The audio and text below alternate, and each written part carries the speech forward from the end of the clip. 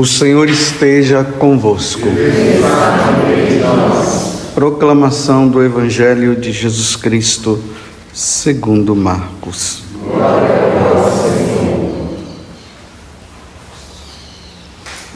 Naquele tempo, Jesus se retirou para a beira do mar, junto com seus discípulos. Muita gente da Galileia o seguia, e também muita gente da Judéia, de Jerusalém, da Idumeia, do outro lado do Jordão, dos territórios de Tiro e Sidônia, foi até Jesus, porque tinham ouvido falar de tudo o que ele fazia. Então Jesus pediu aos discípulos que lhe providenciassem uma barca, por causa da multidão, para que não o comprimisse. Com efeito, Jesus tinha curado muitas pessoas, e todos os que sofriam de algum mal jogavam-se sobre ele para tocá-lo. Vendo Jesus, os espíritos maus caíam a seus pés, gritando: Tu és o Filho de Deus. Mas Jesus ordenava severamente para não dizerem quem ele era. Palavra da salvação.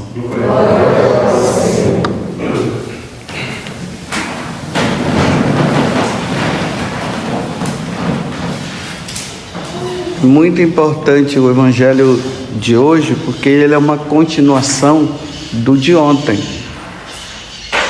E aqui começa dizendo assim: Jesus se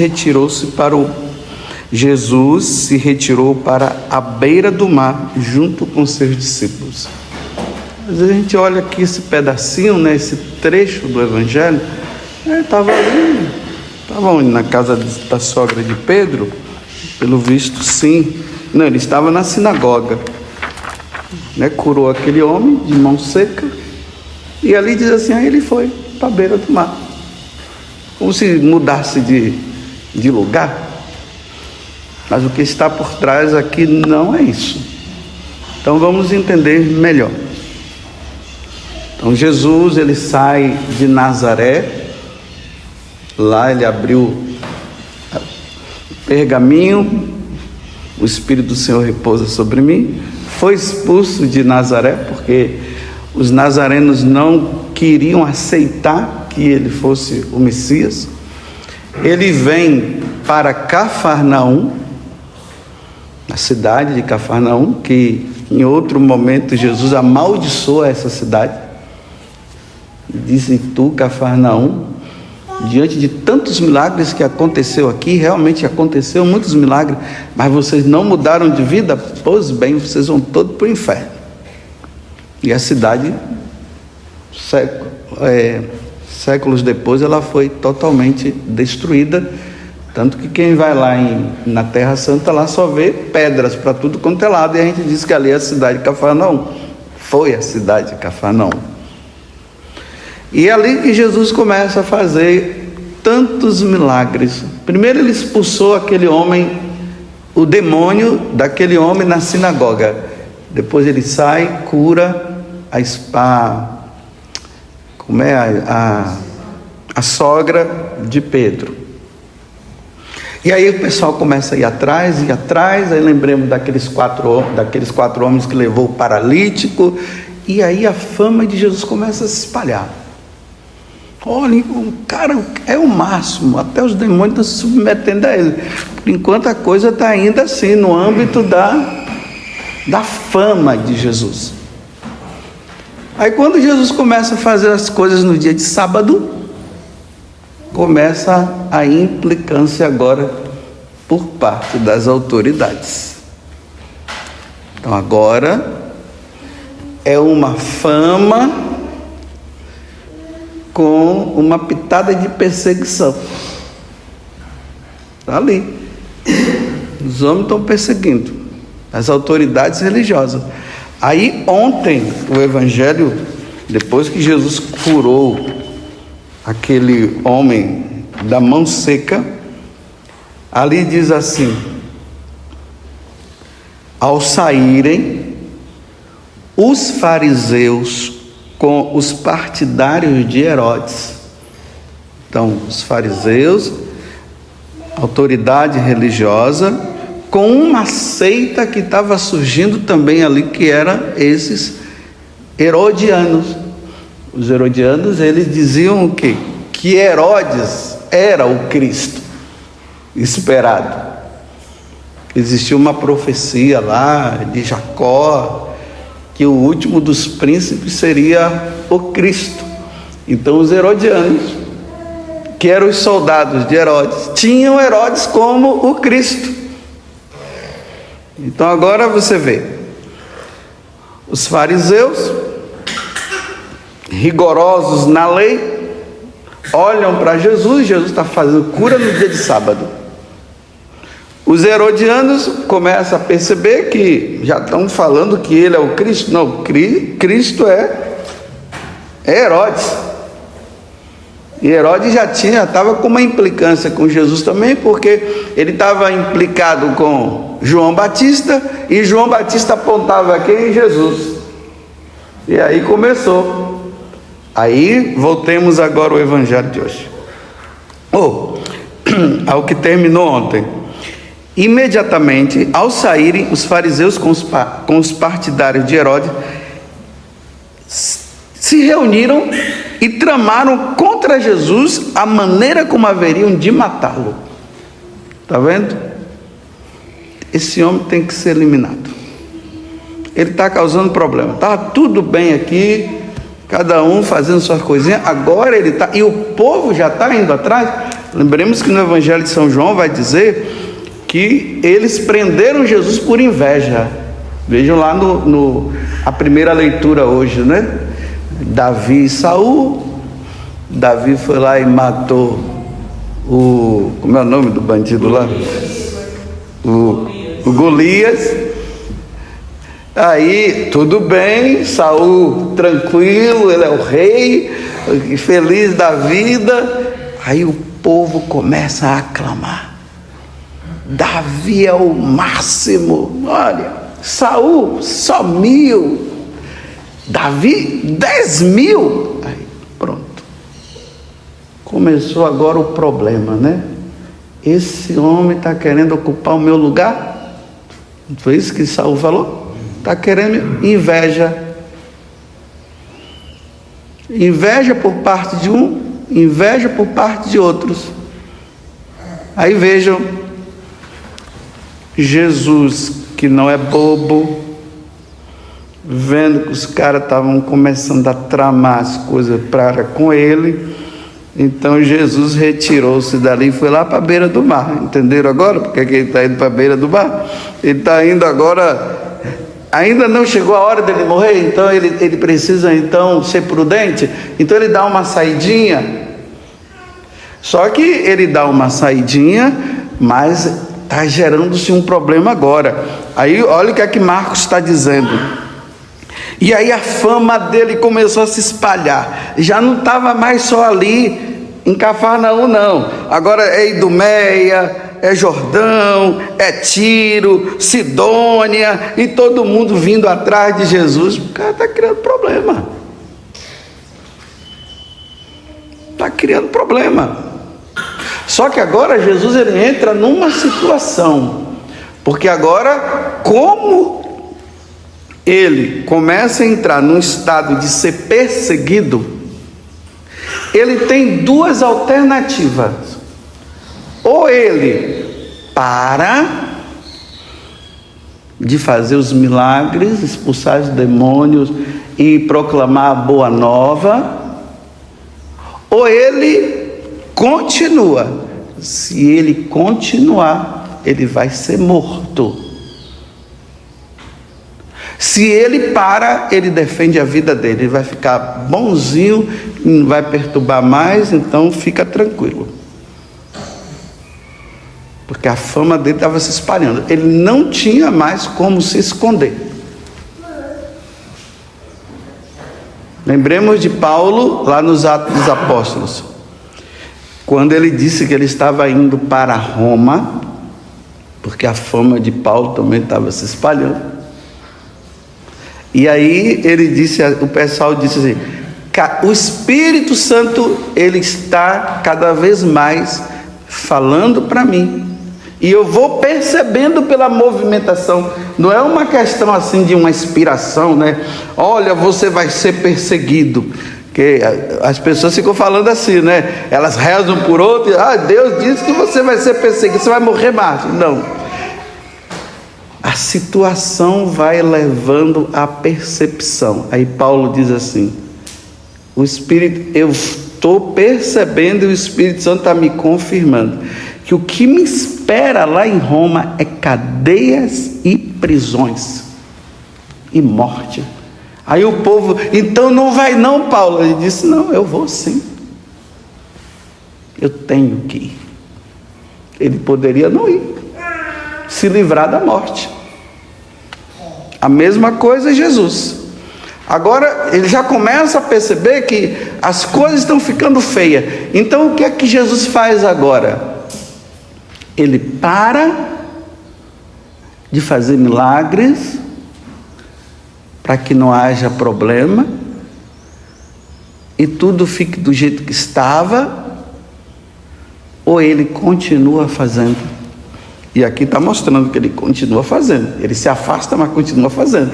Ele não se afasta e para. Ele se afasta da presença daqueles homens lá, mas continua fazendo. Até quando chegar o momento de ele ser preso e ser morto. Vocês estão vendo como é que a perseguição começa? Não é algo planejado. As coisas vão acontecendo, né? O cristão vai causando incômodo perante a sociedade civil ou perante aqueles que são cristãos, mas que já agem como a sociedade civil que está contra o Evangelho. Por isso que São João vai dizer que é do meio de nós que sai o perseguidor. Porque você ser perseguido pelos de fora, é isso mesmo. Agora você ser perseguido pelos de dentro, por quê? Porque os de dentro já agem como os de fora. E por medo, os de dentro, querendo livrar-se da perseguição, ele começa a entregar aquele que está sendo causa de problema, porque não está deixando a coisa ali, daquele jeito. Aí começa a perseguição também. Aí nós vamos entender porque Jesus disse: irmão entregará irmão, pai entregará filho, filho entregará pai. Por quê? O pai, o filho está com medo, então ele vai lá, adverte: olha, não faz isso não, porque você sabe, vão te pegar. Aí a pessoa continua fazendo: você é rebelde e não sei o quê. Aí como ele sabe que ele pode entrar também na onda e ser morto, aí o que é que eles fazem? Começam a entregar, achando que está fazendo um bem. Você viu que Davi foi lá e defendeu. Na hora que Saul começou a perseguir, ele foi lá e deu a cara a tapa, porque era o pai. Olha, pai, lembra do bem que ele fez? Sim, tal. Aí ali mostra que Saul se converteu. Foi nada. Sabe por que ele não se converteu? Porque estava com inveja. Porque naquele momento ele disse: não vou fazer mais nada com Davi. Mas toda hora que ele viu o povo gritando 10 mil, a coisa voltava. Então ele começou a perseguir Davi também.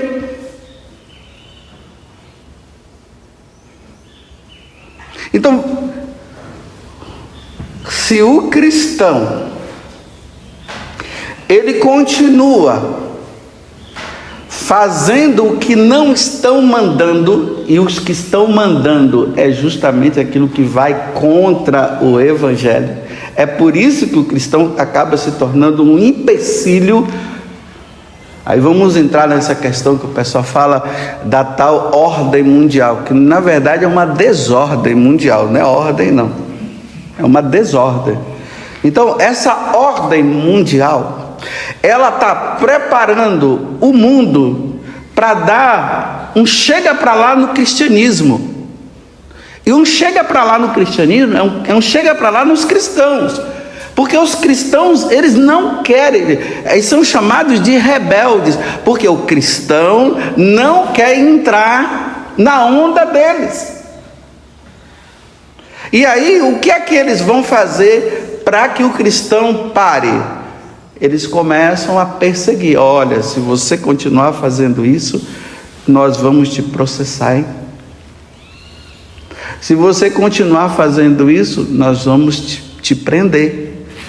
Se vocês continuarem nos desobedecendo, nós vamos matar você. Então, isso aqui é uma forma de fazer com que a pessoa fique com medo, porque quem é que quer morrer?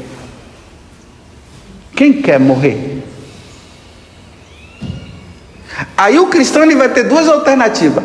Ou ele segue o que nosso Senhor nos ensina, o que a igreja nos ensina, e ele vai ser processado, ele vai ser perseguido e ele vai ser morto por causa da rebeldia, porque não quer fazer o que eles querem, ou senão ele para. Aí pronto, quando ele para, a vida dele fica numa boa. Só que agora ele já é um apóstata em andamento, mas já é um apóstata. Porque ele já não está mais agindo segundo os ensinamentos de nosso Senhor Jesus Cristo. Ele está agindo de acordo com os grandes da ordem mundial, que está dizendo: vocês têm que agir assim, vocês têm que agir assim, vocês têm que fazer assim, vocês não podem fazer isso, vocês não podem fazer aquilo.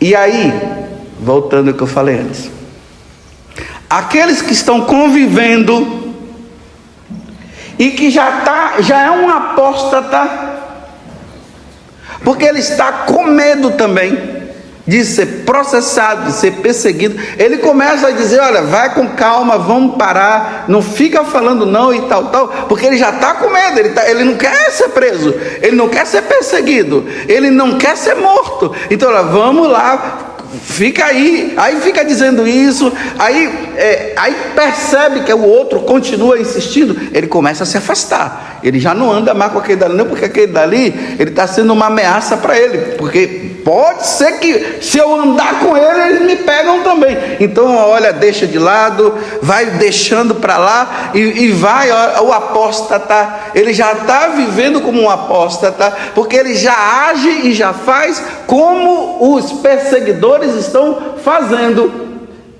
E se a pessoa persiste, ele faz o quê? Ele vai lá e denuncia,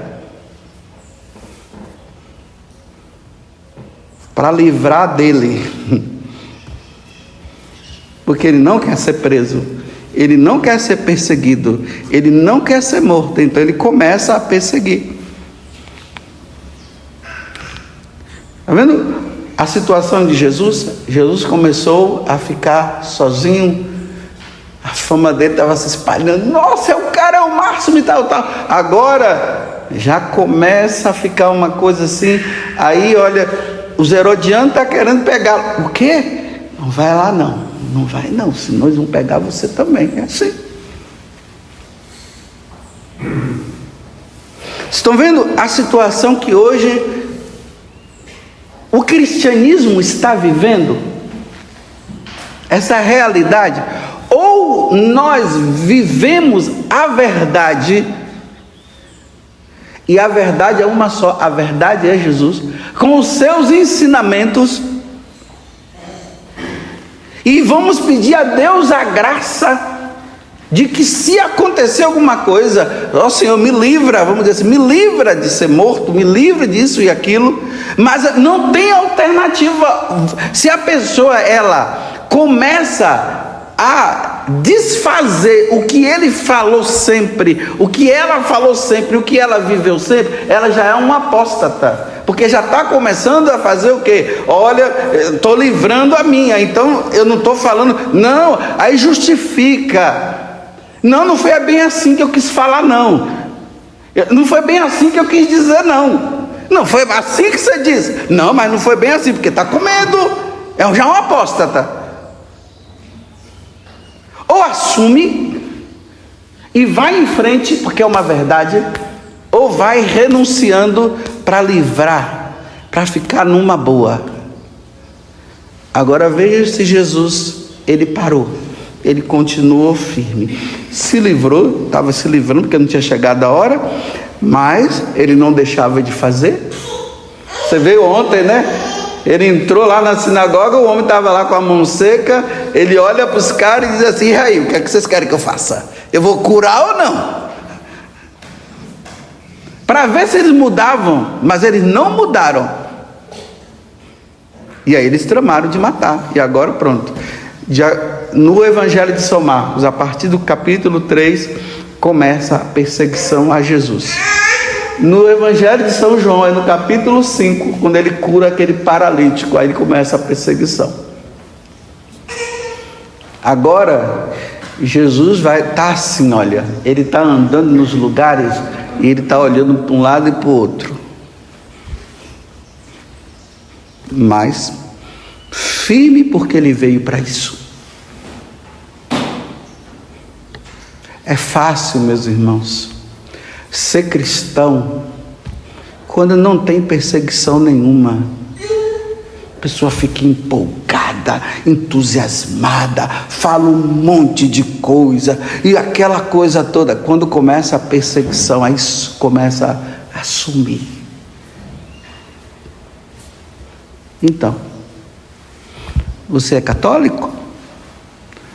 Você vai se deixar levar facilmente pelas pressões? Ou Jesus é a verdade, ou ele é a mentira. Como é que você está agindo e como é que você vai agir? Não estou dizendo para você ser um inconsequente, mas eu te pergunto, para salvar sua vida é tão fácil assim fazer o que os outros estão dizendo e estão pedindo para você e vai contra o Evangelho? É fácil, é só não fazer e fica tudo bem.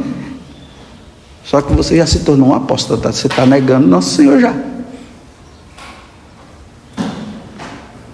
Que tem na igreja de apóstata que está comungando, porque o apóstata, ele já negou a fé, ele não deveria comungar não.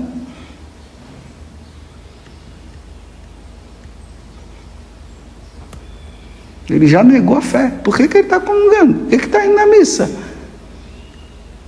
Por que ele está se dizendo ser cristão, se ele faz tudo que os outros que estão contra Jesus estão fazendo? Tudo que eles mandam fazer, faz.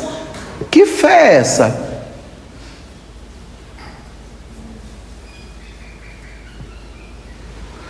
Louvado seja nosso Senhor Jesus Cristo.